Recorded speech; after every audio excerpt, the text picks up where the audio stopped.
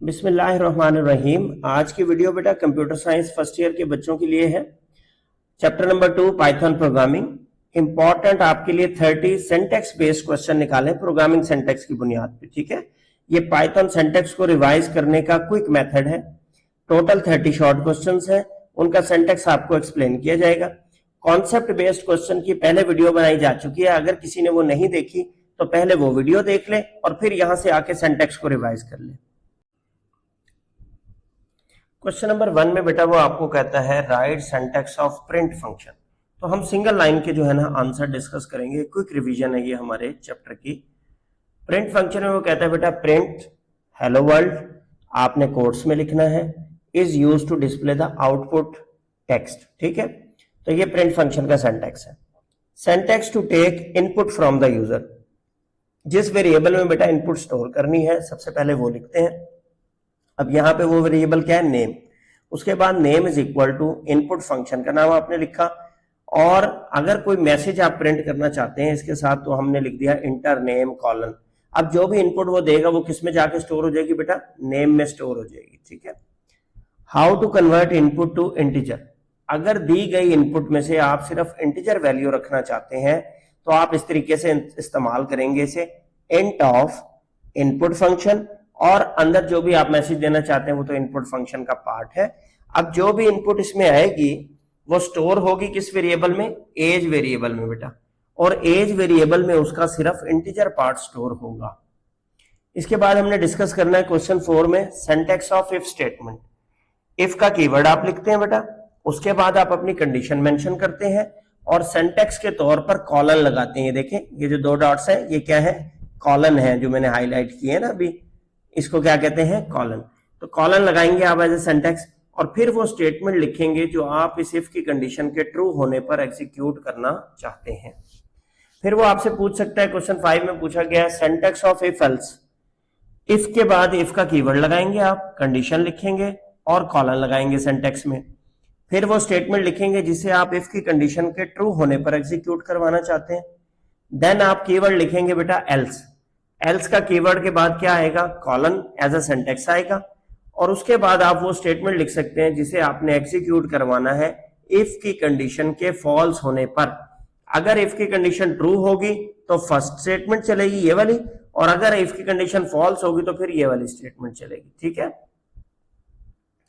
Question number 6 में है बेटा what is elif used for.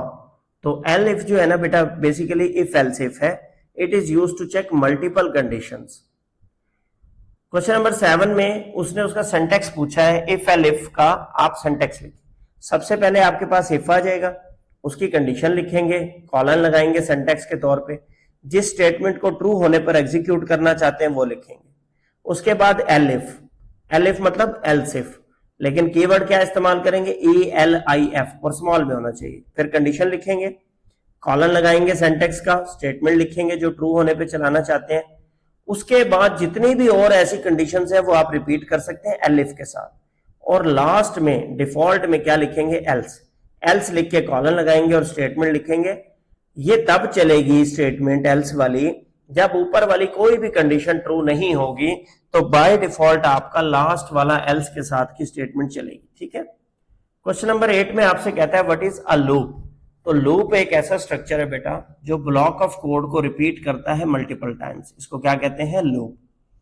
Syntax का लिखना है बेटा आपने व्हाइल लूप का। क्वेश्चन नंबर 9 में व्हाइल का कीवर्ड लिखेंगे, कंडीशन लिखेंगे अपनी, और क्या लगाएंगे, कॉलन। उसके बाद वो स्टेटमेंट लिखेंगे आप जिसे आप इस कंडीशन के ट्रू होने पर एग्जीक्यूट करना चाहते हैं। क्वेश्चन नंबर 10 में सिंटेक्स पूछा गया है फॉर लूप का। तो फॉर लूप का क्या सिंटेक्स है बेटा, फॉर का कीवर्ड, फिर वो वेरिएबल जिसकी वैल्यू को आप सर्च करना चाहते हैं, for example for I in range of n, फिर क्या आ गया आपके पास, स्टेटमेंट। तो ये जो बेटा फॉर लूप है ये लिस्ट के साथ भी इस्तेमाल होता है, ये रेंज फंक्शन के साथ भी इस्तेमाल होता है।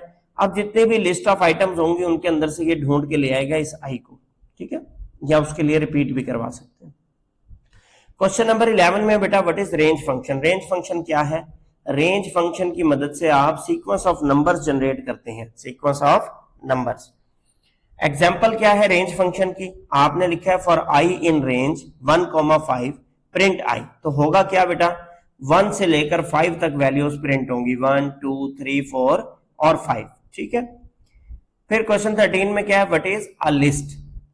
List collection of multiple items है जिन्हें स्क्वायर ब्रैकेट के अंदर स्टोर किया जाता है। सिंटेक्स पूछा है क्वेश्चन नंबर 14 में, तो देखिए फ्रूट्स नाम है लिस्ट का, is equal to square bracket के अंदर आपने क्या लिखा है, पहला आइटम एप्पल, कॉमा दूसरा आइटम बनाना, तीसरा आइटम के आगे आपके पास मैंगो।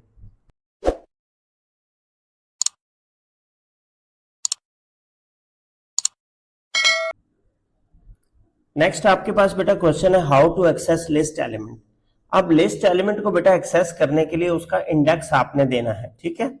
जैसे यहां पर एक एग्जांपल के तौर पे लिखा गया है print list of 0। List of 0 का मतलब है कि आपकी लिस्ट का नाम लिस्ट है और उसका इंडेक्स नंबर क्या एक्सेस करना चाहते हैं आप, 0 नंबर इंडेक्स को आप प्रिंट करना चाहते हैं, तो ये उसके फर्स्ट एलिमेंट को प्रिंट कर देगा। इसी तरह अगर मैं यहां पे दे दूं फ्रूट्स ऑफ 0 तो ये एप्पल को प्रिंट कर देगा। प्रिंट फ्रूट्स ऑफ 1 कह दूं तो ये बनाना को प्रिंट कर देगा। प्रिंट्स फ्रूट्स ऑफ 2 कह दूं तो ये मैंगो को प्रिंट कर देगा, ठीक है।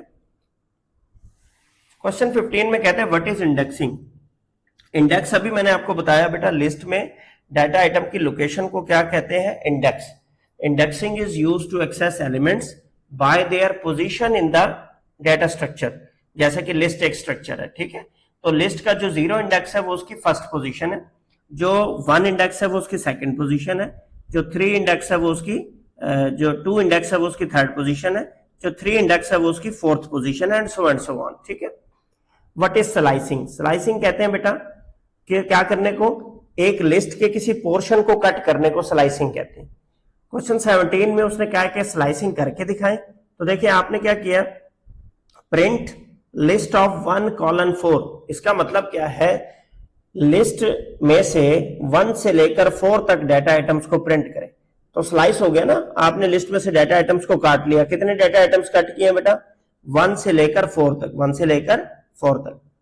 How to add item in a list. List में अगर कोई आइटम ऐड करना हो तो कैसे करते हैं, अपेंड का मेथड इस्तेमाल करते हैं, लिस्ट डॉट अपेंड, और आगे आप उस आइटम का नाम लिख देंगे तो ये आइटम जाके अपेंड हो जाएगा लिस्ट में, ठीक है। How to remove the item, list dot remove, और आइटम का नाम दे देंगे तो ये आइटम क्या हो जाएगा, लिस्ट में से रिमूव हो जाएगा। तो आइटम ऐड करने के लिए अपेंड का मेथड, आइटम को रिमूव करने के लिए बेटा रिमूव का मेथड। फिर आपके पास व्हाट इज टपल। टपल आपको बताया था कि ऑर्डर्ड होता ही है लिस्ट, लेकिन इम्यूटेबल कलेक्शन है। इम्यूटेबल का मतलब जिसे हम चेंज नहीं कर सकते, जिसे हम चेंज नहीं कर सकते। तो टपल का जो सिंटेक्स है वो क्या है, टी इज इक्वल टू, नाम हो गया टपल का, T is equal to values उसकी क्या है, 1 2 और 3, 1 2 और 3। क्वेश्चन 22 है बेटा व्हाट इज फंक्शन। तो फंक्शन आपका ऐसा ब्लॉक ऑफ कोड है जो रीयूजेबल है, इसको आप बार बार इस्तेमाल कर सकते हैं। एक बार फंक्शन बना दिया, उसके इनपुट पैरामीटर डिसाइड कर दिए, उसका जो रिटर्न वैल्यू है वो डिसाइड कर दी, अब आप इसको रीयूज कर सकते हैं अपने प्रोग्राम्स में बार बार। क्वेश्चन 23 है कि फंक्शन का सिंटेक्स क्या है, क्या कीवर्ड आप इस्तेमाल करते हैं जब फंक्शन को डिफाइन करते हैं। तो आप डेफ का कीवर्ड इस्तेमाल करते हैं, DEF डेफ, फिर आगे फंक्शन का नाम FUNC और उसके पैरामीटर्स बताते हैं, ठीक है। Question number 24 what is return. तो रिटर्न वैल्यू क्या होती है बेटा, फंक्शन से जो वैल्यू बैक पास होती है, जो रिजल्ट के तौर पर, आउटपुट के तौर पर फंक्शन हमें रिटर्न करता है, उसे रिटर्न वैल्यू कहते हैं। फंक्शन की एग्जांपल लिखनी है बेटा, यहाँ पे DEF डेफ का कीवर्ड लिखा, फंक्शन का नाम रखा ऐड, A, B, कितने इनपुट पैरामीटर है उसके, A, B, ये 2 पैरामीटर आप इसे पास करेंगे तो ये ऐड का फंक्शन इन दोनों को ऐड करेगा। रिटर्न में लिख दिया आपने रिटर्न A + B, इसका मतलब है क्या वैल्यू रिटर्न होगी, जो भी 2 इनपुट पैरामीटर की वैल्यू आप इसे पास करेंगे, पहली A में आ जाएगी, दूसरी किस में आ जाएगी, B में। A + B का जो रिजल्ट होगा ये उसको रिटर्न करेगा। क्वेश्चन 26 है बेटा व्हाट इज ट्राई एक्सेप्ट, ठीक है। तो ट्राई एक्सेप्ट बेटा आप इस्तेमाल करते हैं रन टाइम एरर्स को कंट्रोल करने के लिए। रन टाइम एरर्स को कंट्रोल करने के लिए, अपने प्रोग्राम को क्रैश होने से बचाने के लिए ट्राई एक्सेप्ट ब्लॉक इस्तेमाल किया जाता है। अब आपने क्वेश्चन 27 में एग्जांपल लिखनी है ट्राई एक्सेप्ट ब्लॉक की। तो ट्राई का कीवर्ड लिखेंगे, कॉलन लिखेंगे और वो सिनेरियो लिखेंगे जिसकी आने पर आप क्या करना चाहते हैं, अपने प्रोग्राम को बचाना चाहते हैं। a is equal to 10 divide by 0, इसका मतलब है ये यहाँ पे क्या ट्राई करना चाहता है, डिवाइड बाय 0 एरर को रोकना चाहता है। एक्सेप्ट में उसने लिखा है प्रिंट एरर, ठीक है, कि क्या आ जाए, एरर शो हो जाए। What is append in a list, append क्या करता है बेटा, add item at the end of the list, कि अगर आपने लिस्ट में कोई आइटम ऐड करना है तो अपेंड का फंक्शन आप इस्तेमाल करेंगे, एंड ऑफ द लिस्ट पे वो आइटम को ऐड कर देगा। और what is remove in the list, अगर आपने कोई आइटम रिमूव करना है लिस्ट में से स्पेसिफिक आइटम, तो रिमूव का फंक्शन आप इस्तेमाल करेंगे। और लास्ट क्वेश्चन है बेटा, व्हाट इज इंडेंटेशन, इंडेंटेशन बेटा क्या है कि पाइथन में स्पेसेस इस्तेमाल की जाती हैं कोड ब्लॉक्स को डिफाइन करने के लिए, ये स्पेसेस सीखना बड़ा इंपॉर्टेंट है, ठीक है। तो इंडेंटेशन इन स्पेसेस को कहते हैं जो कोड ब्लॉक्स को डिफाइन करते हुए पाइथन में इस्तेमाल होती हैं। इंडेंटेशन का ख्याल इसमें रखना पड़ता है ताकि एरर ना आए कोड में। तो ये छोटे छोटे 30 शॉर्ट क्वेश्चंस मैंने आपके लिए निकाले पेपर की क्विक रिवीजन के लिए, जिसमें आपको लूप्स के सिंटैक्स, कंडीशनल स्ट्रक्चर्स के सिंटैक्स, इनपुट फंक्शन का सिंटैक्स, रेंज का सिंटैक्स, अपेंड और रिमूव का सिंटैक्स, लिस्ट का सिंटैक्स, ठीक है, रिटर्न वैल्यू का सिंटैक्स, फंक्शन डिफाइन करने का सिंटैक्स, ये चीजें आपको रिवाइज करवा दी।